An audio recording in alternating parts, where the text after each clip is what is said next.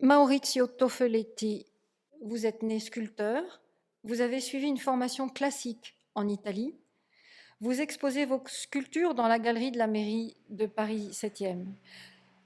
Vous travaillez la terre cuite, l'albâtre, le marbre, le lapis lazuli. Vous trouvez le marbre beau, solide et fragile. Vous défiez les limites de la matière dans l'épaisseur, les formes, la stabilité. Vous créez des drapés, des reliefs, des vibrations. Revenons à la source de la création, le silence du début. Vous passez la main sur la pierre, vous tournez autour et vous commencez à créer. Vienne le son du travail, ciseaux, disqueuse, frottement du compas. Un mot sur ce corps à corps avec la pierre? C'est vraiment un travail physique, de corps à corps avec le marbre et toutes ces belles pierres qui déjà, ils ont une beauté naturelle, non, quand on les voit. Voilà, et j'étais toujours passionné de ce corps à corps depuis le jeune âge.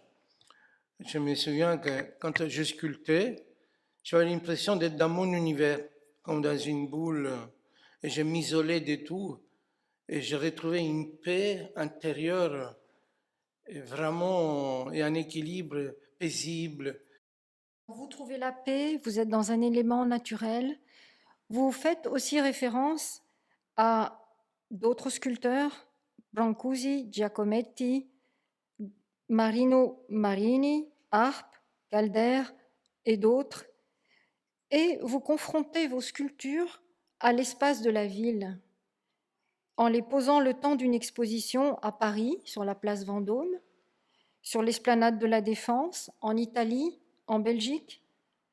Partagez avec nous ces expériences de la sculpture monumentale dans la ville. Le plus beau, le plus intéressant, c'est se confronter à cet espace à ciel ouvert, non? Et être dans la ville et vous vous rendez compte si vous êtes en harmonie ou pas. Donc c'est toujours une recherche d'harmonie avec l'espace urbain. Dans la recherche que vous faites sur l'harmonie, l'équilibre, vous approchez plusieurs thèmes. Les thèmes d'inspiration sont variés. Alors j'ai commencé, comme je disais, par l'école, où vous avez un enseignement classique, l'art grec, ou l'Égypte, Michel-Ange. Moi, j'ai eu le besoin, je me suis dit, concernant le figuratif, on a tout dit. Ça concerne l'être humain, sa beauté, ses souffrances, ses mouvements. Alors, je suis passé à des. C'est venu presque naturellement. Je me suis inspiré de l'espace. Et donc, je me suis lancé là. Et vous arrêtez jamais de rêver, c'est infini. Vous naviguez dans l'espace, mais vous jouez aussi avec la matière et nos cinq sens. La vue, le toucher, l'ouïe. En imaginant vous accompagner dans la carrière à la recherche du bon morceau de marbre, nous pouvons presque sentir le goût et l'odeur de la pierre. Que vivez-vous, vous, lorsque vous faites naître le son de la pierre, lorsque vous jouez à la lumière? C'est vrai ce que vous dites, hein, chercher la matière, la sentir, c'est vraiment en symbiose. Ça fait partie, ça commence à faire partie de votre vie. Vous sentez le marbre dans la peau. Il y avait un professeur qui parlait des sculptures sonores dans ses expositions. Mais quand on les touchait, ça ne faisait pas de son. Alors on lui a demandé, mais pourquoi vous les appelez sculptures sonores? Il nous a dit, parce que quand on les regarde, le public, il ressent une émotion intérieure, comme une vibration, quand on entend un concert, il a une vibration intérieure. C'est pour ça que je les appelle sonores. Donc, ce thème, ça m'a interpellé. Et j'ai mis 40 ans pour trouver. Quand vous caressez le marbre, ça émane des sons. Et c'est des sons qui sont vraiment matériels. Ce n'est pas la façon comme elle est travaillée. Ils sont dans sa nature.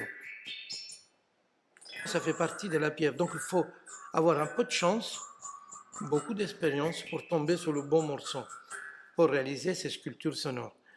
Et alors, ce qui est intéressant, c'est quand vous êtes vraiment imprégné dedans, vous dites, je vous fais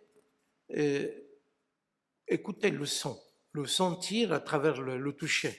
La lumière en lui-même, mais il faut aller la chercher en réduisant l'épaisseur presque comme une feuille de papier. Vous êtes né sculpteur. Nous vous souhaitons encore beaucoup d'années de sculpture. Merci, Maurizio Toffoletti. Merci, Igla Boulad.